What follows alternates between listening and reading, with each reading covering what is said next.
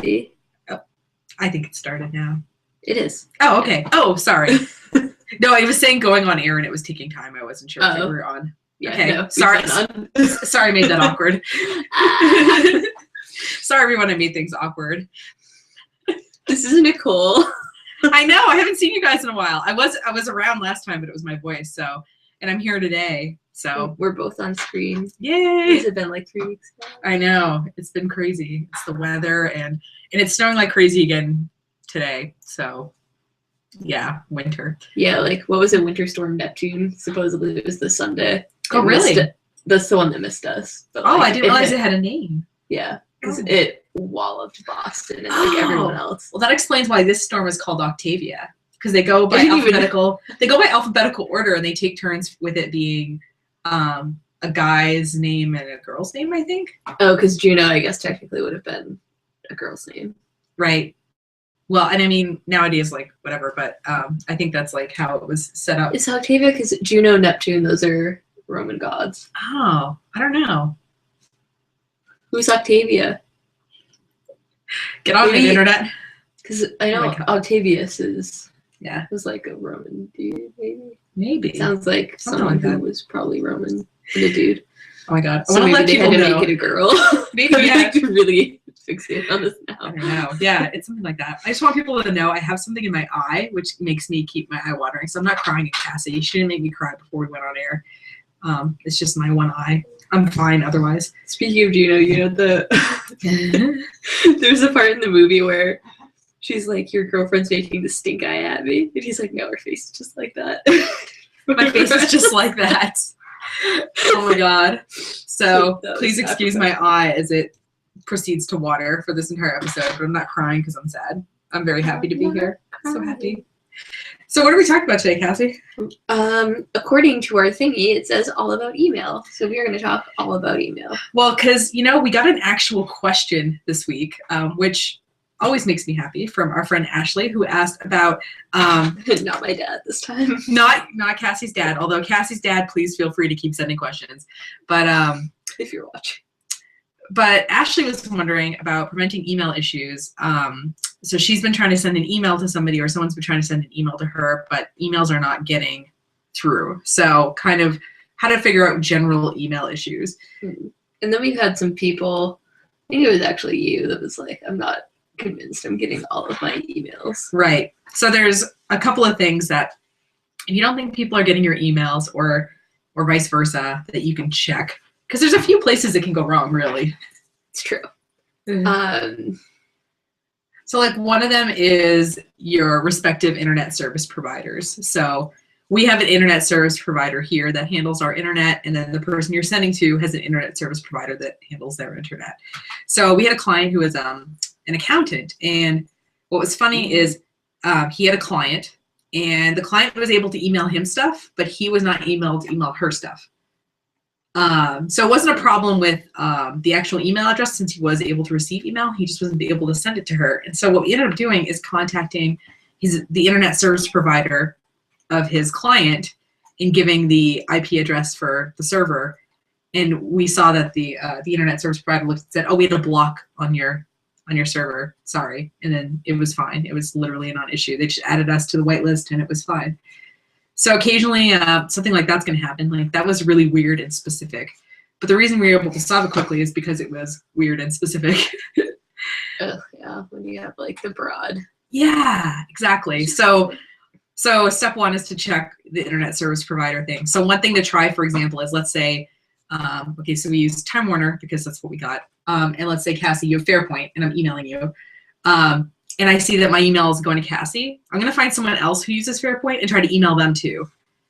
And if neither of the people on the Fairpoint are getting it, then you know it might be Fairpoint, or it might be whatever service provider it is. I'm not singling out Fairpoint. I'm just using it as an example. So, because we have like 3 examples here. Yeah, we don't really have many examples. Other parts of the world and other parts of this country, you have more examples than we do to work with. The other thing to check is if it's your email interface. So like if we use Gmail to check our email, like that's our interface. You might be using Outlook or Entourage or something. So some kind of, or if you're on your iPhone, use Mail, maybe the Mail app. So stuff can go wrong there too. So we had another client who called me and said, I can't get any email on my iPhone. And I said, well, can you get it on your computer? He said, yes. Can you get it on your iPad? He said, yes. So the problem wasn't with the email. The problem was with the device, or the settings on the device, probably more specifically. So double check your settings and make, you can check with your web hosting company. You can screenshot your settings, send it to them and say, hey, I don't seem to be getting stuff on my iPhone. Yeah, and the more information you send them, the more helpful it is for them too. Exactly. Yeah, they're not trying to be. I know, helpful. like for me, I rely more on the visual cues. Like when people tell me problems, a lot of times I'm just kind of like, hey. What was that? I was trying to be in one ear and out the other, but I just did the out the other ear. Oh, okay. I really the first half of that. Sorry. I just didn't see how was happening on the other end. This is more of like an extracting information. You have to have the. I see. It's going through. It's going through. I smell what you're stepping in. Well, that's something does. Oh my God. And the last thing, if you don't think you're getting email, is to check your webmail. So like every web hosting provider has a way that you can check your email on the internet, because let's face it, you could be in Uzbekistan and have to check your email and you don't have your computer with you. So typically it's your domain /webmail, but it might be something else. So what you can do is you can go to your webmail and see messages, and you can look at where you normally check email and check messages. And if there's more email in the webmail than there is, that something is happening there. Some filtering is happening or something weird. Hashtag no filter. Hashtag no filter. So, but those are like a couple of the things. So like, is it your ISP or their ISP? Is it your email client, i.e. how you check your email, or their email client, or random settings on your device? Yeah. Not random, but the actual settings on your device.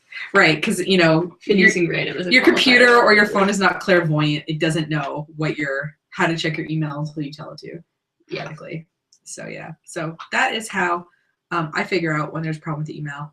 And by the way, if your web person is asking you questions, we're not stalling for tactics, not usually anyway. We're typically just trying to understand where the problem is. It's like a funnel process. So you say, I have a problem with my email, but it's like, I don't know if you can see. Oh no, that's such a big funnel that you're off camera. Yeah. Like, narrow that. These are the amount of problems that it could be. And then asking questions kind of helps us get down to like this point. You have so many good hand visuals today. You should do some interpretive dance today somehow. I'm hoping that's part of my day. We'll just start manifesting that now. Yeah. Well, and what's funny is in looking up this problem, we were like poking around online, and I found this like thing in the Daily Telegraph on the UK, which, let's face it, is not necessarily like the most New York Times like paper ever, but this person, it took them like 3 weeks to receive an email from his daughter, I think, or her daughter. Oh, yeah, at that point, it's like you might as well just send a postcard or something. That's what he was saying, like in the problem. He was saying, hey, like I sent a postcard to Australia from Germany or something, and it got there faster than this email. What happened? So what they recommend you doing is you can actually look at your message and see. I don't know what it says there, Cassie. I can't look at screens because my eyeballs are. But it says something about checking the settings of the message, and you can actually follow the message through the internet. You can go, you can see like, oh, okay, it went to this IP address and stopped. I don't know. You can read it better than I can. Yeah, it says if you right click on the message in your inbox, select properties, then details. It's better to do this, it says, on a desktop computer than on a mobile device, because it'll be like, and you won't really be able to read it. Yeah. That's a technical term. Yeah. But I thought that was neat that you could follow. Oh, and you can, let's see. If it was sent at the stated time and only one message was affected at the times and dates in the header, it should identify the server, and you can Google it, the IP address, and figure out what location it was. Right. So you can see where it got delayed.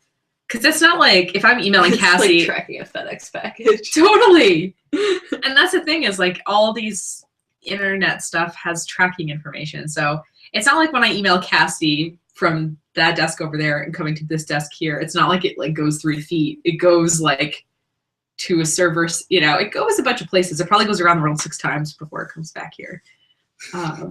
We used to joke at the law office that I used to work at, because the server would get a little wonky with emails. And sometimes even like when we were trying to email each other, yeah, like we'd send it and it would show up like 2 hours later. Yeah. And so like people would come downstairs and be like, well, I don't know, it's probably like still up there somewhere. Just like up in the ceiling.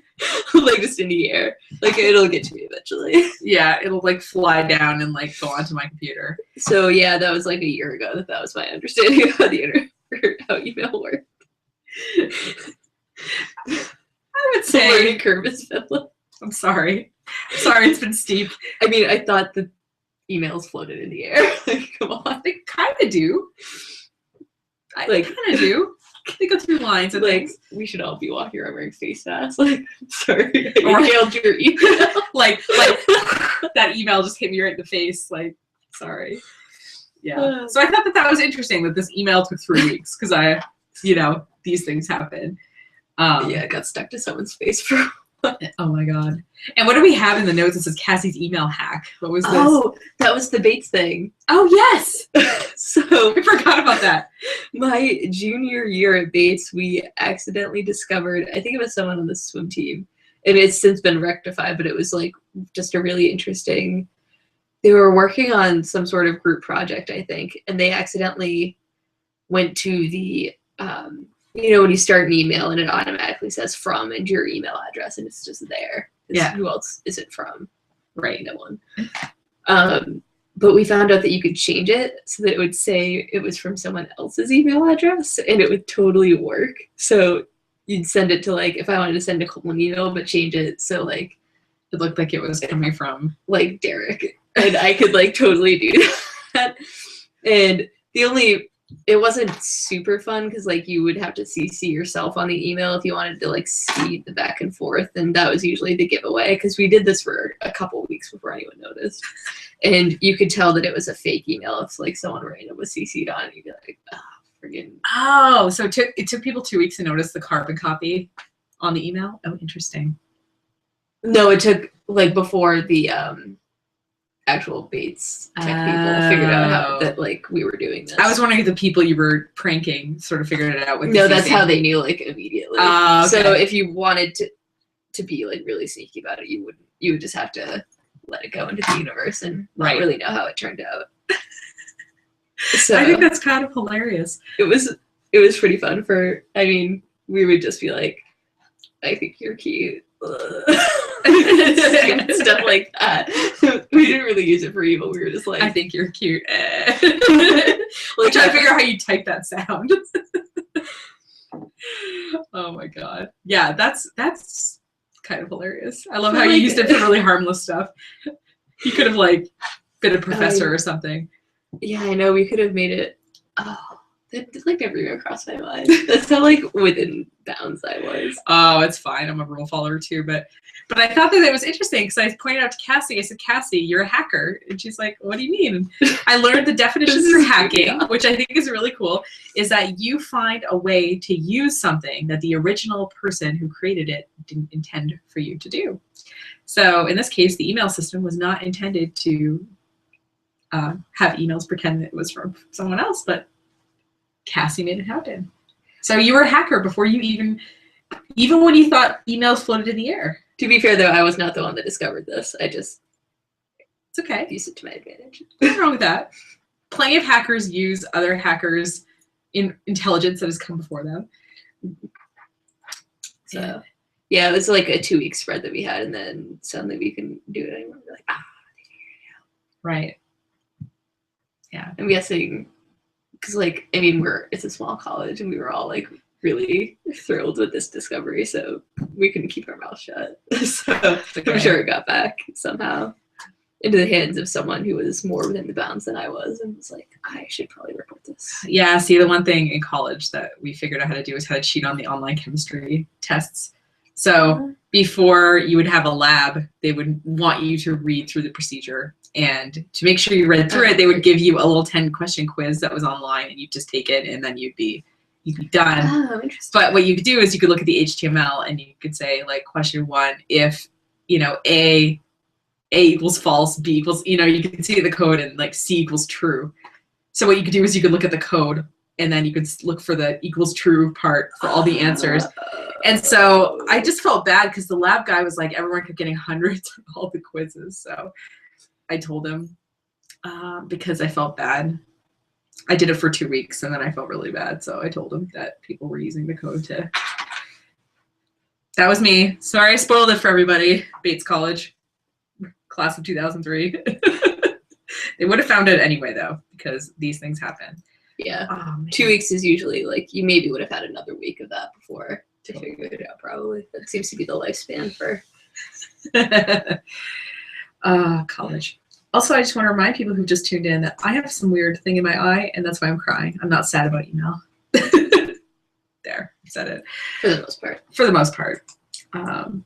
So yeah, and then I'm trying to think of other. So we decided we just make this whole thing about email, and I wanted to share. There was Ramit Sethi has these email scripts that he uses to, if you want to connect with somebody who's influential. I don't know about you, but I have a little verbal diarrhea sometimes when I am excited to talk to someone, and I almost give them too much information, and I'm sure it's very overwhelming and scary for them that I talk at them. So his whole thing is he has like this 5-line email script that you can send to somebody, and this way it doesn't overwhelm them, but allows you to connect with them. So it's very like short and sort of scripted so that you're not spending necessarily a lot of time, and the person doesn't necessarily have to do much of anything when they get it. You basically, I don't even think you ask them for anything in the initial email. So we'll just put the link about it in the things. But I thought that was interesting that you could come up with, you know, email scripts to do things, and they don't have to necessarily be very long. They do have to be well thought out. Because sometimes I get emails from people, they're just really long. British Phil, for example. Love you, British Phil. I'm sorry I don't read your emails in detail, but they're just very long and explanatory. Yeah. And I'm an American, and I just want to cut to the chase. Americans do seem to value the brevity. I have sent an email that just said 10-4 in it, or yes. K. K. Oh, I've never gone that short. God. I saw this thing around Valentine's Day, and it was like every fight begins with K, and it was just like the letter.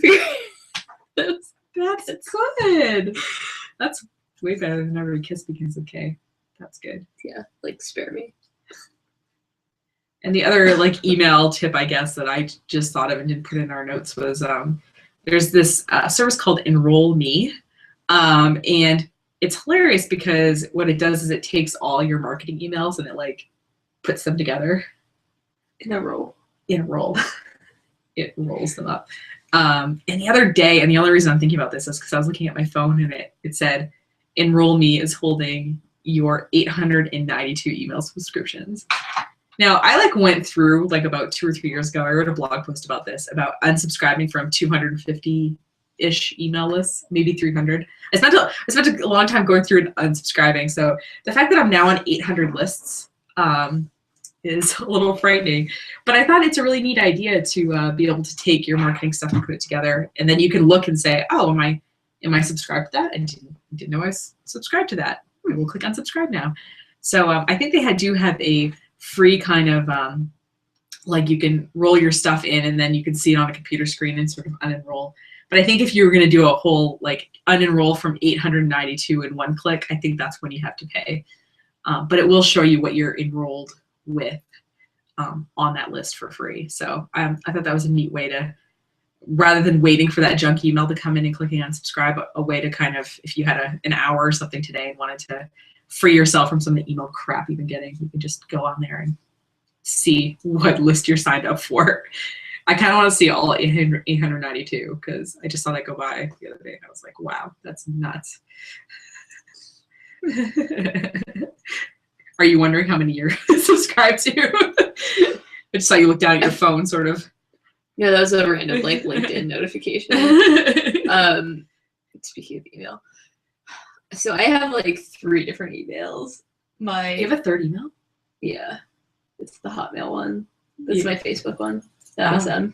Oh, I didn't realize you I don't think I've ever seen that email. Good to know. I think you saw it once when you were like when I was setting me up using. no, you were setting me up as an admin for something and needed it for Facebook. Oh, yeah, okay. I guess I've never used it. I felt like I just found out you had a secret identity or something. I have this third email. It was my first ever email. I think I was like 13. So that's dedicated to like online shopping and anything that I know is gonna just give me a bunch of junk. Oh, nice. That's a great idea. I never check it. I checked it once like last month, and I had like 900. It was all like just that's a great idea. Straight up junk. That makes a lot of sense. So and I have 2 Gmails, which you've seen both of those. Yes. So those are pretty clean of. Yeah, Gmail's pretty good about cleaning up the spam stuff, and it does put promotions in a separate tab. But sometimes when I get overwhelmed, and because there's some promotional emails I actually like to get. Yeah. And I feel like they just get lost if I'm suddenly subscribed to however many lists that I'm apparently on. I think I've subscribed to like maybe 1 list. I think it's ours. I'm not really big on subscribing to emails. I don't know why. I only do it for the sales. So for Gap has like a 40% off sale, probably Amazon. 3 to 4 times a year or something. And I'm like such a dude about shopping because I don't really like it. So when I find like one T-shirt I like, biannual like effort for me. Yeah, I'm like, oh, I really like Banana Republic soft cotton T-shirts, right? And I'll like go on and I'll be like, I need a black one, I need a navy one, I need a whatever, and I just get like, them. Yeah. I just like find the thing I like and buy it in the colors I need. So I do it typically for the sales because there's some places that only do sales with their email newsletter.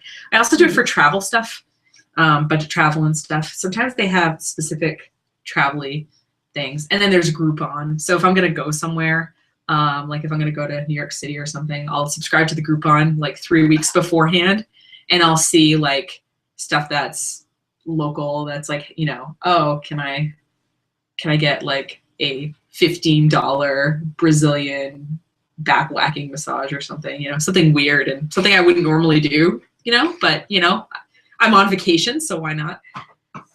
So those are the kind of things I subscribe to, and I'm sure that because of that I get on all kinds of other lists. I just had a thought of, it's not really email related, but it's about using the internet when you go to visit places. Yeah. This one girl I know travels a lot for work, and she's just always in these other places, but she like wants to go out and explore.